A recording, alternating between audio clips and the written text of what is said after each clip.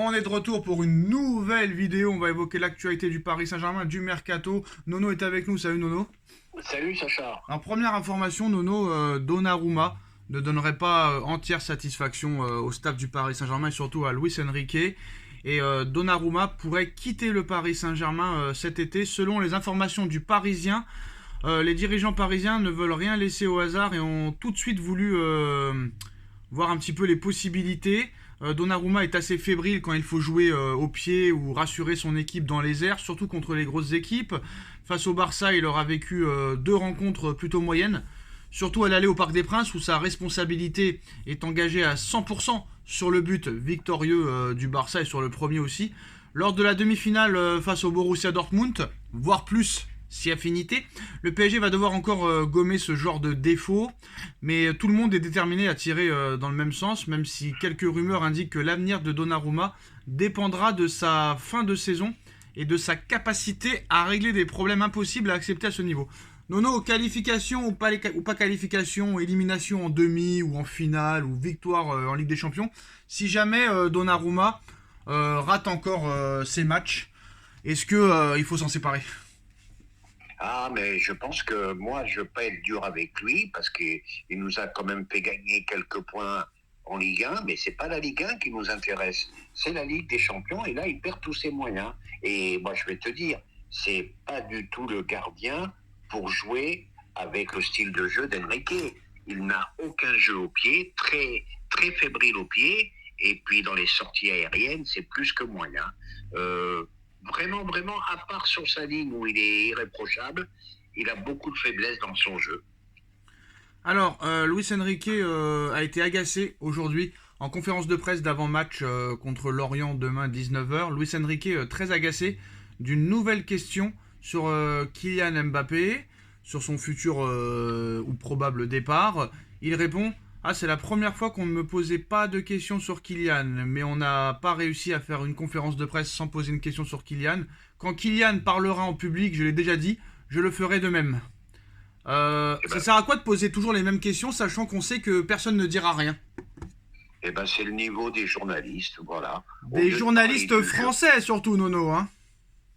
Pardon? Des journalistes français surtout, hein. Oui, mais c'est le niveau des journalistes français. Au lieu de parler jeu, on parle de quoi? Kylian Mbappé. Voilà le problème des médias français. C'est tout. Mais l'année prochaine, ils vont souffrir sans Mbappé s'il s'en va.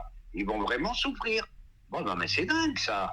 Au lieu de parler, que c'est des objectifs, patin, coup fin, le style de jeu. Et non, Mbappé, ça devient insupportable. Insupportable. Ils sont plus intéressés au futur de Mbappé qu'au match de Ligue des Champions qui a lieu dans une semaine. Voilà, où ils vont me faire un pataquès parce qu'il n'a pas joué contre Lyon et peut-être qu'il ne jouera pas contre Lorient. Mais là, ça m'étonnerait parce qu'il lui faut quand même du temps de jeu. Je ne pense pas qu'il va le laisser deux matchs de suite. Non, moi je pense qu'il va jouer demain et qu'il sera préservé samedi. Ouais, c'est ce que j'allais te dire, voilà. C'est ça. J'étais parti là-dessus. Donc voilà, quoi. Mais il y a autre chose à parler que de l'avenir d'Mbappé, quoi. Mais ils en ont pas marre. C'est épuisant, quoi. Après, on va pas se mentir, c'est les choses qui intéressent le plus les gens en ce moment. Avec le Ballon d'Or, Nono, est-ce que Mbappé aura et gagnera son premier Ballon d'Or cette saison? En tout cas, selon tous les médias, c'est Jude Bellingham qui est en tête, qui a sauvé encore le Real Madrid dimanche face au FC Barcelone à la 91e minute.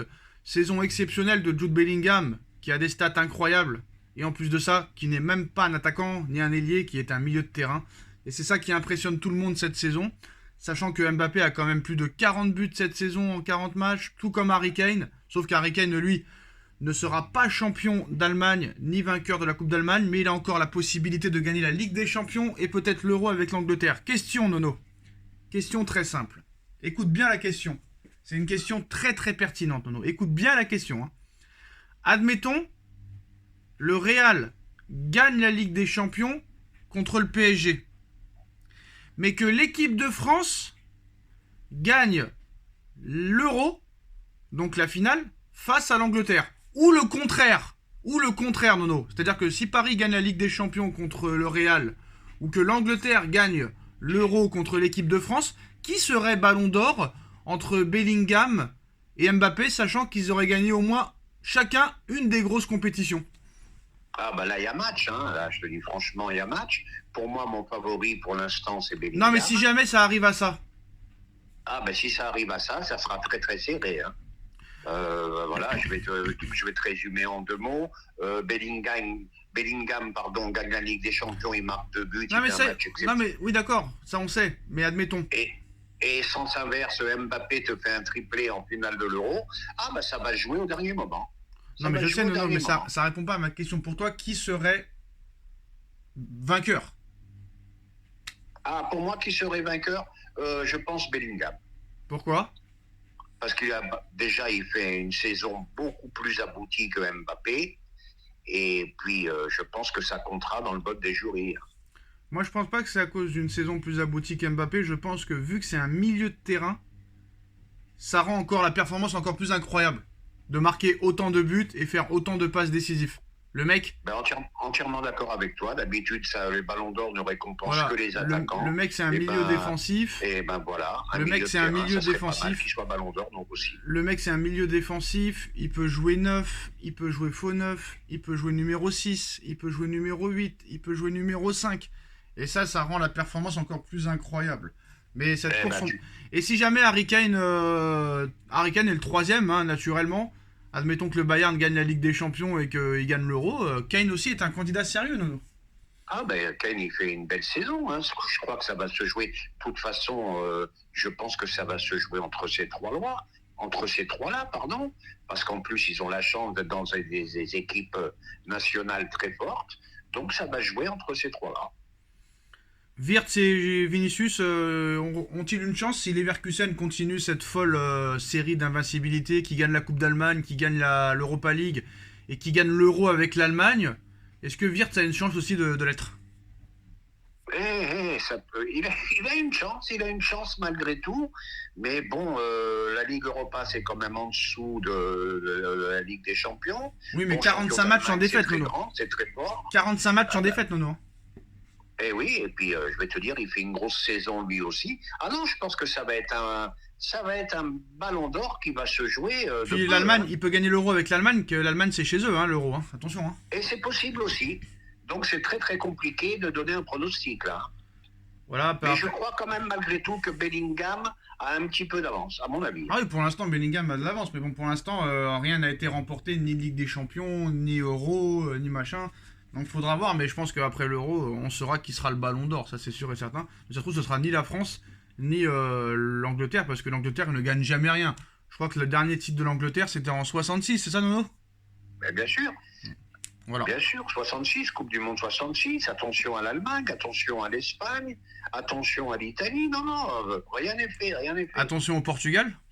Et oh là là, oui, oui, oh, je l'avais oublié. Pour moi, c'est peut-être mon favori. Attention au Portugal aussi. Va savoir la Belgique sur un coup de cul, on sait jamais. Ils sont un peu moins bien en ce moment. Ouais, mais quand ils étaient Mais- au top, ils réussissaient pas. Ça se trouve, là, ils sont moins bien, ils vont faire quelque chose. Va savoir. Et je le dis et je le répète, hein, l'euro est plus relevé que la Coupe du Monde. Hein. Quand tu gagnes l'euro, tu as battu tout le monde. Hein.